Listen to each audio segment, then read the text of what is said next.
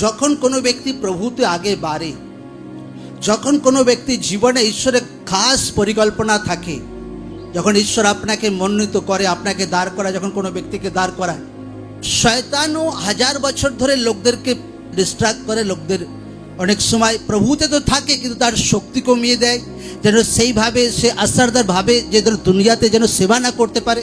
একটা ব্যাপন, একটা অস্ত্র শয়তান প্রভুর লোকদের জীবনে বহুত ইউজ করে, আর সেটা হচ্ছে বাসনা। জোরসে বলো কি? মনের একটা লালচ, মনের একটা আশা। এই বাসনা বহুত পরিমাণে লোকদের জীবনে ইউজ করে। সেটা কোনো বোনেদের জীবনে শয়তান ইউজ করতে পারে, কোনো ভাইদের জীবনে ইউজ করতে পারে, কোনো ঈশ্বরের দাসদের জীবনে ইউজ করতে পারে। এই বাসনা এমন একটা পার্ট। এবার কিভাবে শয়তান লোকদের জীবনে কাজ করে এটা লোকদের জীবনে জানা দরকার আছে।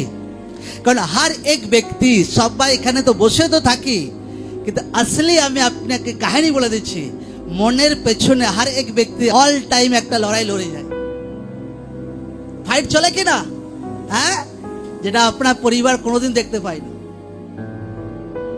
যেটা আপনার হাজবেন্ড দেখতে পায় না, কিন্তু মনের পেছনে অল টাইম আপনার একটা বিশ্বাসের লড়াই চলছে, বিচারধারা নিয়ে লড়াই চলছে।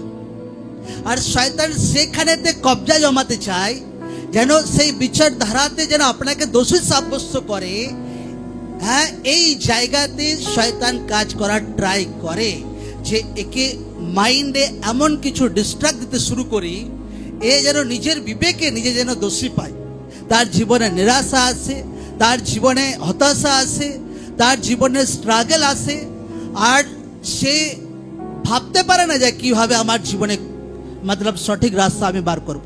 কারণ একটা লড়াই তো সামনে লোকরা চলে, কিন্তু একটা লড়াই মনের পেছনে অল টাইম চলে, অনেক ব্যক্তির জীবনে চলে। আর এই জায়গাতে শয়তান কোনো টাইমে লোকদের জীবনে সফল হয়, কারণ লোকরা জানে না এই আত্মিক লড়াইগুলো কিভাবে লড়তে হয়।